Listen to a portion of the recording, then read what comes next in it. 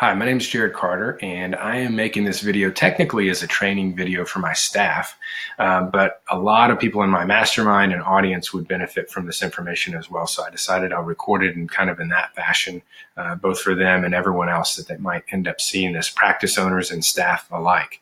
And so the focus of this video is what to do when you get the feeling that someone that you just booked for some kind of appointment or consultation or whatever the case may be, but you've just booked them and you get the feeling that they are not going to come in, that they're probably going to cancel or no-show for that appointment. And there's no getting around this. There's nothing you could do to completely avoid this situation. And you have to recognize first and foremost that if you do get that feeling, it's there for a reason. It's not something to be ignored. And in some cases, maybe it's just a mild feeling or there's a mild chance that they're not going to show up or that they're going to cancel.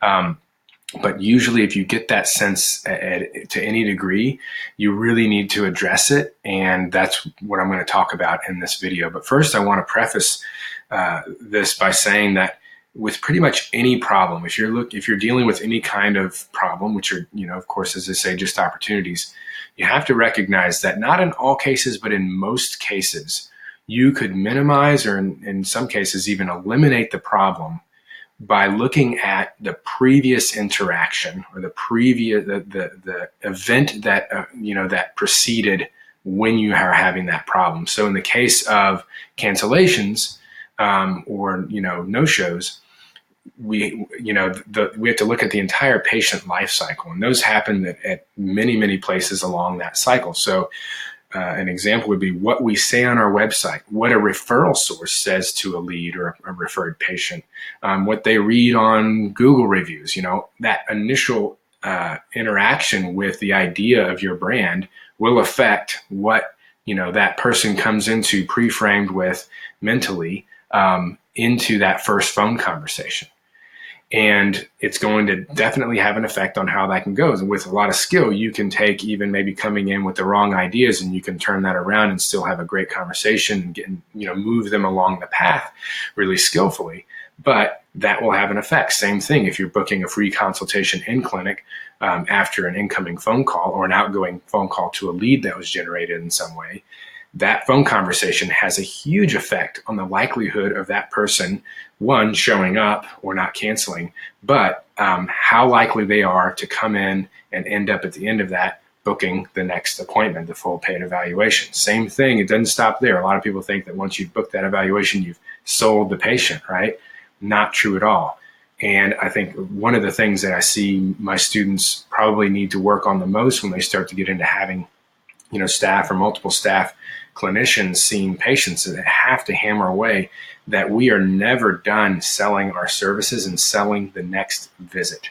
And certain things need to be said and certain concepts or ideas need to be brought up in the conversations in every single session that we have with the patient to make sure that they are most likely to show up to the next session. And it has to happen every time. And then what happens at discharge and after discharge and the way we stay in touch with them and stay in front of them has a huge effect on whether or not they come back when they need our services and how much they tell the world about our services. So, just to preface this foundationally and just saying, you can almost always do better in the step prior to a problem in order to minimize or eliminate it completely. And so what happened with my staff recently is that one of our free consultations in the clinic had booked an evaluation at the end of that consultation and then canceled it like the next day. Didn't show up, or not didn't show up, but canceled it. And when I asked them about it, so I had a staff member on the phone with them first. They were an online lead. And she booked the consultation with a clinician who, who did a discovery session. At the end of that, he booked, but she said, I felt like he might cancel. And so, and I've gone back and checked in with, and I don't think that things were done incorrectly in this situation, but it's happened to me a ton. And I've realized over time that there are certain things that I kind of eventually got the confidence and the knowledge of, in this situation, this is what I need to do to make sure to minimize the cancellation or the no-show possibility. Because even if you're not in a super busy practice where you're struggling to fill your spots, having someone fill a spot, maybe someone else could have only come in at that time and they saw your online booking. There's a lot of different reasons why, even if your schedule isn't totally packed, that it makes sense to not just book someone and leave them on the schedule if it's highly likely, or you have a strong feeling that they're not going to come through and become a patient or keep that appointment. And so we really don't want to let that slide. And so, in this situation, the first thing I'm thinking is, well, let's go back to the initial phone call and make sure that that was done correctly. And I have other videos that describe, the step-by-step of how I would process, whether it's an incoming call or someone who's filled out like a lead form and where it's an outgoing call. But either way, a non-established patient, and getting them to focus on the right things, the things that they're limited on, the things that are emotionally charged for them. Again, I'm not going to go into great detail here, but if all of that is executed correctly and you've gotten them really excited about coming in for that free in-person consultation, and there's not a great deal of space between the phone conversation and that in-person consultation, then, in most cases, you're going to see them show up, and they're going to be relatively well pre-framed, knowing what to expect. And in our situation, I'll kind of get into a little bit of a side topic. A lot of, business coaches would say, get them as far into, especially when you're talking about cash pay physical therapy, or a situation where maybe they have a high deductible and they're going to be essentially cash pay patients until they hit that deductible, or a really high copay, all these kinds of things. Some would say have the price conversation, the rates conversation, as far into the established relationship as possible. Meaning, if they don't bring it up, then don't bring it up before they've come in for that in-person consultation. Because in the in-person consultation, when you're taking them through all the right steps and literally doing a quick assessment and saying, this and that are the reasons that you're having this kind of pain, and you're unable to run more than 2 miles without it hurting, and making you stop. And but we see people with this situation all the time. We successfully treat this all the time. And, this is what we would do to get you back to running the 7 miles 3 times a week that you're really looking to do.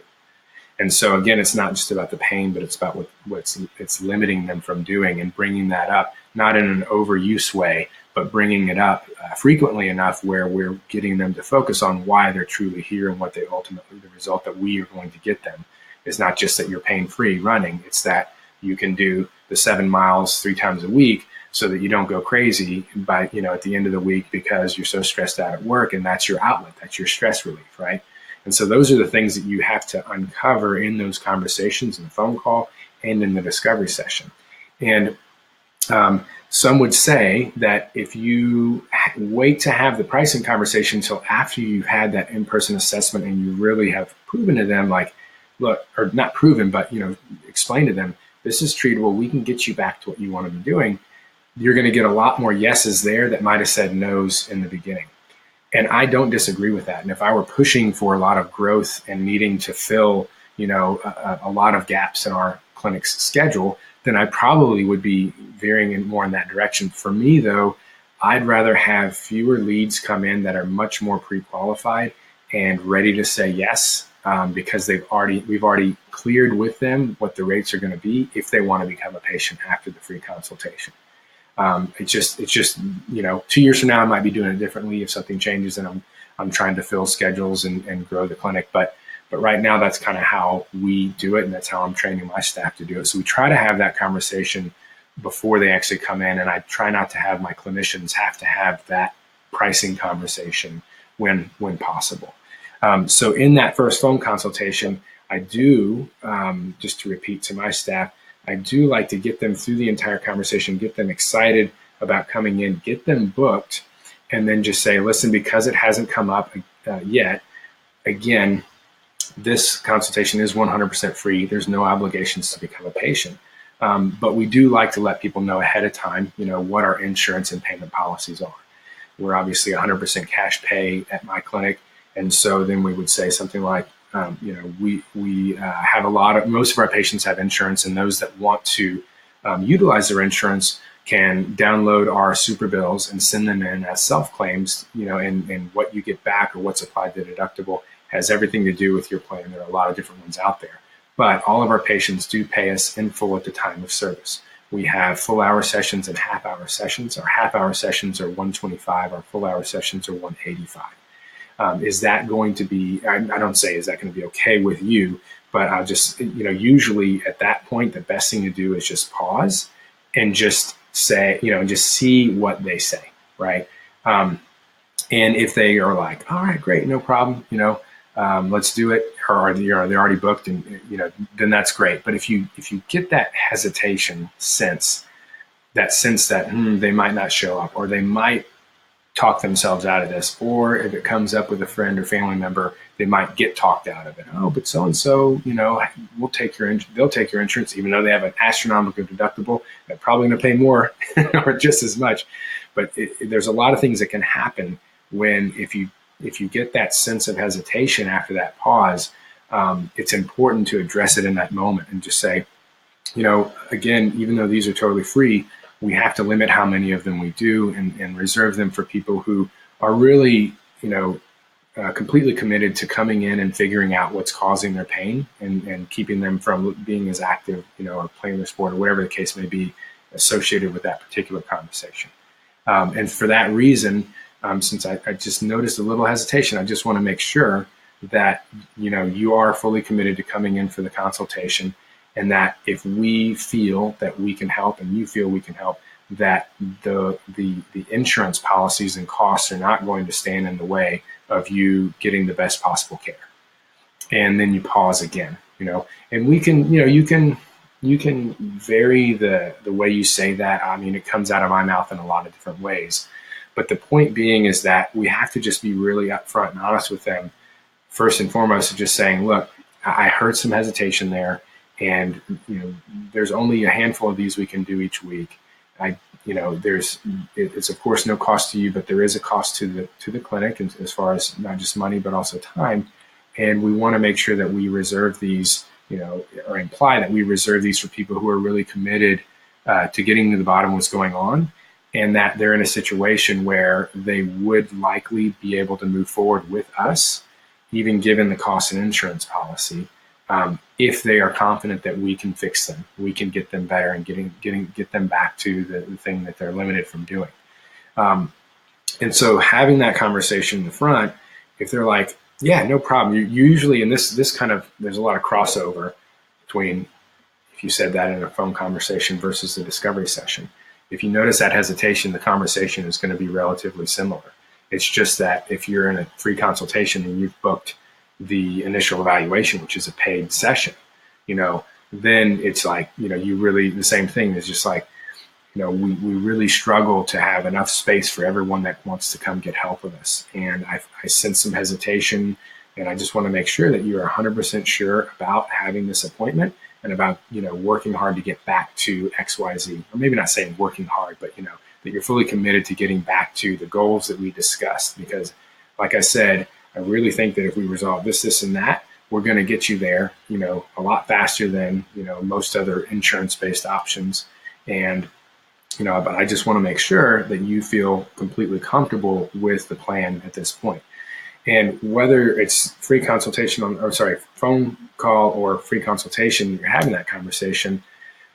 In my experience, usually one of three things will happen. Usually they're just like, oh yeah, no, I'm good, and you can tell, that maybe you sense some hesitation for the wrong reason, or their mind was elsewhere or whatever, but you can sense like, yes, I'm going to be there, right? And then sometimes they won't want to say, no, I'm not committed, even though they are hesitant, right? And they'll kind of try to pass it off like, oh yeah, I'm good, but you can still sense that hesitation, right? And then there's the third one where they'll be honest if they still have a hesitation about it, and they were not totally sure about the next step that they just agreed to. And they'll actually say, yeah, I'm not totally sure. I'm a little hesitant for XYZ reason. Or if they don't freely offer why they're hesitant, or, that's when you just have to dive back into that conversation and say, talk to me. What about the plan are you not totally sure of? Because a lot of times it's not going to be just a money thing. It's going to be I've tried this practitioner, that practitioner, this one, And yeah, I've spent a lot of money. It's not that I wouldn't spend more if I knew I could get fixed. I just am not totally sure that this is going to be right for me, right? Or I'm sorry, that this is going to be like the answer. And depending on you as a practice owner or your business in that situation, if you or the clinician feels like, you're right. I mean, this is a complex thing. It may or may not go the way we want to. In that situation, what I like to do is offer a money back guarantee and just say, look, this is complex. It is going to take a while. But I think that if we are ultimately going to be, what we do here in this plan is going to get you back to where you want to be, that we should be seeing a certain level of improvement within the first few treatments. So why don't we commit to a few treatments? And if at the end of these first 3 or 4 treatments, you're not feeling, significantly better and moving in the right direction, no worries. You can have your money back. At least we tried. But if you as a clinician / business owner are really confident that you can knock this thing out for them, you can get them better, and they're just hesitant because they went to, crap practitioners, and not crap, sorry, but just, they went where we all know, they're pulling on a stretch cord. They clearly didn't get, great care, hands-on care, whatever the case may be. And we know what we do is different and much more likely to help. In that situation, we explain that, you have tried other things, but from what you've told me, there's a lot of stuff that you could be reproducing on your own. They barely touched you or didn't touch you at all. Or given what I'm seeing right here, I can understand why an injection didn't help, whatever the case may be. But you can work through those objections one by one until you get to a point where you both feel confident that they want to move forward and you're going to keep that appointment. And ultimately, that doesn't always happen. Sometimes you still have that hesitation, and you just got to ask again, just like that, the second of those 3 scenarios, if they're like, yeah, I'm good. If they still seem, like they're not going to show up and they're going to be able to talk themselves out of it, or they just don't want to tell you no because they appreciate the time and the effort that you've put in, then I just like to say, are you totally sure? Okay, we're going to keep this appointment, and I'm really looking forward to getting you back to XYZ, following the plan that we've laid out. And, sometimes they'll still cancel, but if you go through those steps and you kind of say, all right, are they truly hesitant and why? It's not always money, but if it is money, then you can get into the conversation that I've covered in plenty of other videos, and you can look at the explanation of why cash pay therapy these days with high deductibles can sometimes be similar in cost or even less. You can check that out at carterpt.com under our insurance and rates page. But ultimately, you got to have those conversations, as uncomfortable as sometimes it may be, if you want to minimize cancellation rates. If you're all right with putting someone on a schedule and just loading it up and you're going to have a high cancellation rate, then and avoiding those conversations, which might kind of shy or shoo some people away, that's fine. But if you don't want to deal with that, and you don't want to have your staff having to deal with juggling open spaces and constantly dealing with that, and have a low cancellation rate, then you got to have those uncomfortable conversations. And you got to address every one of their objections and get them to the point of feeling confident that you guys are going to be the answer for them, if that is the case. Of course, you're not selling anything that you're not confident in or that you don't think that they really need. But if you do have that confidence, and you know that you're very likely to help get them back to this thing that they can't do in their life that they really need and want and love to do, then you're doing them a disservice to not have those uncomfortable conversations and not get them to the point where they are going to keep that next appointment and push forward and get back to the life that they want and deserve. And that's one of the things we have to remind ourselves consistently, especially coming from the clinical world where we didn't, where a lot of people think sales and selling is so icky and terrible. And it's like, no, we are doing people a disservice if we don't sell our services to them. And again, if you don't have confidence that you're providing an amazing service, that's an issue that you have to address separately. But if you do, which anyone in my practice, and I think the vast majority of clinicians out there really do believe in what they do, then you are doing them a disservice to not sell them on your services. And you are literally keeping them from living the life that they want to live. right? There's a big difference between them slipping through the cracks and then being like, I'm fine, I'll just live with it or whatever, and not moving the right ways, not exercising the right ways, and literally, as we all know, that can shave years off your life. What we do and how we present it has a huge long-term impact. And so it's not icky sales. We are helping people in a huge way. And so we need to learn how to make them make the best decisions about their health and about how they get that help. And if you're confident that you're the best person or the best practice to do that, then you should not feel weird or bad at all about selling your services and coming back and having these types of conversations when it feels like they're going to slip off your schedule.